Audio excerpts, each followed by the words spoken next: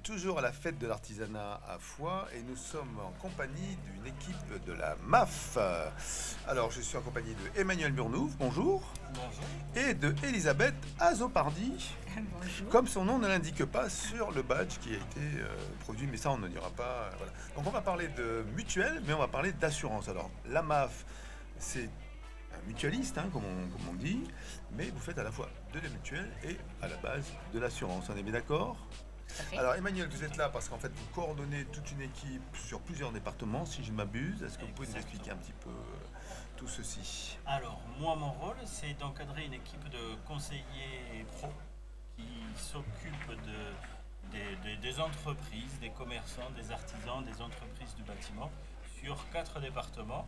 Donc l'Ariège, qui est représenté par Elisabeth Azopardi, et il y a aussi donc d'autres conseillers pro sur le Tarn, sur l'Aude et les Pyrénées-Orientales. D'accord. Alors Elisabeth, vous êtes en contact avec tous les artisans de ce beau département ? Exactement. Je suis en charge en fait de toutes les entreprises sur le département de l'Ariège, quel que soit leur statut. C'est des artisans, c'est des sociétés sous forme morale, SRL, URL, des professions libérales, etc. Donc commerçants. Et je propose donc tous les produits qui leur permettent en fait d'assurer à la fois leurs biens, leurs responsabilités et tout ce qui concerne l'entreprise et le chef d'entreprise. Donc ça passe par les contrats de prévoyance, de mutuelle entreprise, d'épargne entreprise aussi, et bien sûr avant tout la partie assurance des locaux, des responsabilités pour les gens du bâtiment et à responsabilité biennale décennale, et tout ce qui concerne les garanties annexes qu'on peut trouver pour une entreprise adaptée à ses besoins. Alors c'est très pratique en fait. Quand vous rentrez chez un artisan, vous avez toute une palette de services à lui proposer, de l'étage jusqu'au rez-de-chaussée, quoi. En gros, c'est ça. À peu près tout. Voilà. Et même à la cave. Pardon ? Et même à la cave. Et même à la cave, parce que les caves ils sont inondées parfois, c'est ça ? Alors le métier d'assureur n'est pas simple, on va dire. Justement, on rebondit sur la cave inondée.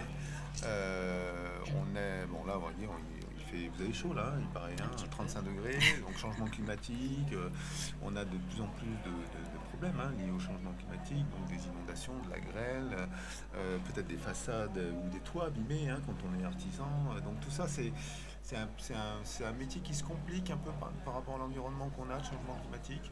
Alors c'est effectivement un métier qui se complique, c'est surtout une fréquence des incidents avec des montants qui sont de plus en plus importants. On l'a vu récemment, la grêle, on a vu les inondations, il y a les événements sécheresse. Donc ça a été relayé à plusieurs reprises par les médias où on voit que effectivement les cotisations augmentent, mais c'est aussi pour compenser le coût des matériaux et de pouvoir payer tous ces sinistres d'intensité et où la fréquence est de plus en plus régulière. D'accord. Les artisans comprennent ça, que les cotisations augmentent quand ils voient effectivement que leurs clients sont touchés par parce qu'il faut des ravalements, des choses comme ça. Pas toujours. Ils C'est vrai, ont dès que ça du mal à augmente, on n'est pas content, comprendre. c'est logique. Quand Ils ont on du n'a mal pas à de sinistre. comprendre l'augmentation de leurs cotisations Alors qu'ils n'ont pas de d'assurance. sinistre. Et par contre, ils sont confrontés tous les jours à l'augmentation du prix des matériaux. C'est ça. Donc, implicitement, ils arrivent aussi à comprendre que nous aussi, on est concernés. Parce que quand il faut reconstruire une maison, réparer une voiture, on paye les pièces, on paye le main-d'œuvre. Et quand les coûts augmentent, on le répercute nous aussi. Bon, c'est le principe de l'assurance. Voilà. Quand tout va bien, on se demande pourquoi on paye. Mais le jour où il nous arrive quelque chose, on est bien content d'être couvert. C'est bien ça ? C'est ça. C'est le but C'est le but. de l'assureur. Alors, est-ce qu'on peut parler de la couverture de manière simple ? Donc, on va passer, par exemple, de tout ce qui est matériel, donc voiture, bureau, maison, à titre individuel pour l'artisan, on reste dans l'artisanat. Ça, c'est couvert. Différents types de propositions, j'imagine, comme tous les assureurs. Et après, au niveau de la prévoyance ou des mutuelles, est-ce que vous proposez des choses particulières, un portail ? Il y a une relation, vous êtes la seule en Ariège, vous avez une équipe, comment ça se passe ? Alors par rapport à tout ce qui est prévoyance, en fait, comme par rapport à l'assurance d'une entreprise, c'est vraiment au cas par cas en fonction des besoins en fait de l'artisan. Le contrat le plus important, c'est l'arrêt de travail qui pallie en fait le manque de revenus. On peut en faire parallèle avec un salarié qui lui a la sécurité sociale qui intervient, avec complément ou pas de son entreprise, de son employeur.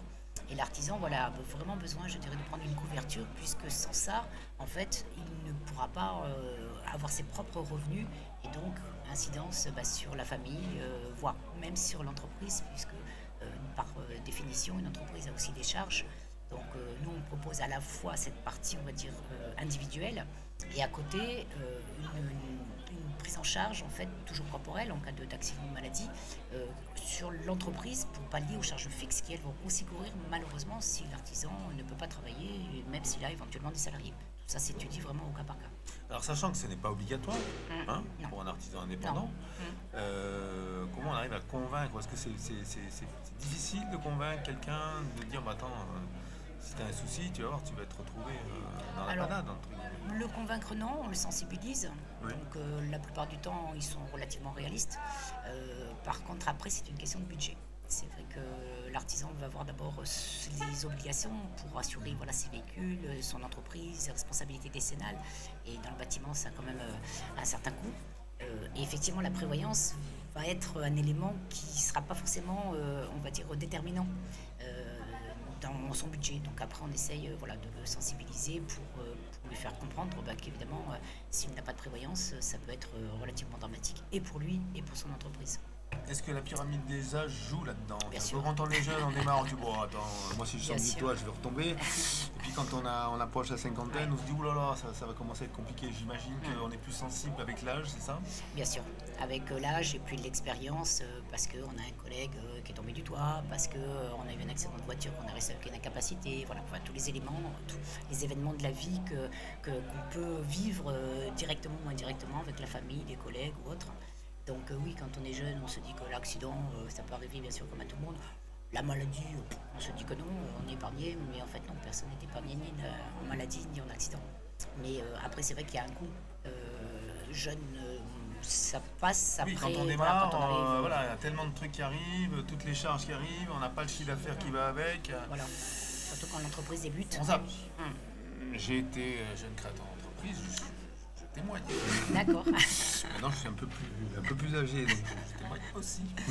Qu'on est bien couvert là. Et on se projette un peu plus sur la retraite. C'est ça. Plus on avance en âge. Alors, vous faites la retraite aussi, donc. Oui, tout à fait. Alors, est-ce qu'on peut en parler un petit peu aussi? Parce qu'en Avec fait, plaisir. d'après ce qu'on a entendu dire, et la CAPEB donc confirmera, parce que j'avais interviewé Vincent Pérez, le président, CAPEB de l'Ariège, qui avait dit que il y a plein d'entreprises d'artisanat à reprendre. Donc si elles sont à reprendre, c'est que quelque part, il y a des gens qui vont partir en retraite. Donc là, vous devez avoir une clientèle assez impressionnante, du moins potentiellement des gens qui ont travaillé sur la retraite, ou il y en a qui ont un peu zappé l'histoire? Beaucoup l'ont zappé. Ouais. Sur les générations précédentes, c'était beaucoup d'investissements dans l'immobilier. Aujourd'hui, il existe des solutions qu'on peut mettre en place très jeune, de façon à construire un parcours retraite, capitaliser pour sa propre retraite, avec des avantages fiscaux pendant toute la phase de constitution, et après ne pas dépendre du régime obligatoire, où on sait très bien que là il y a des coupes qui sont franches.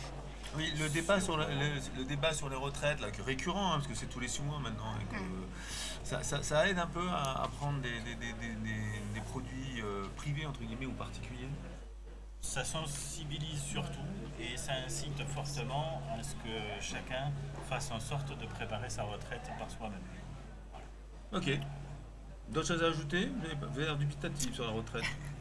Non, je dirais que c'est vrai qu'on repousse de plus en plus l'âge de la retraite, mais c'est pas pour autant que les gens sont vraiment plus sensibles aujourd'hui par rapport à avant.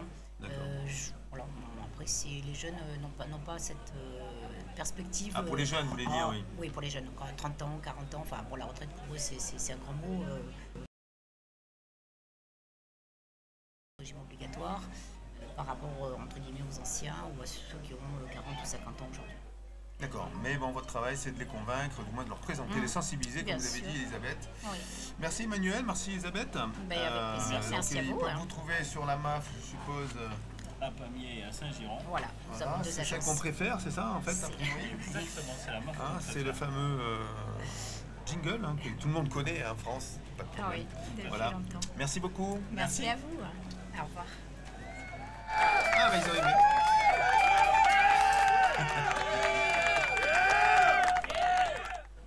Je veux savoir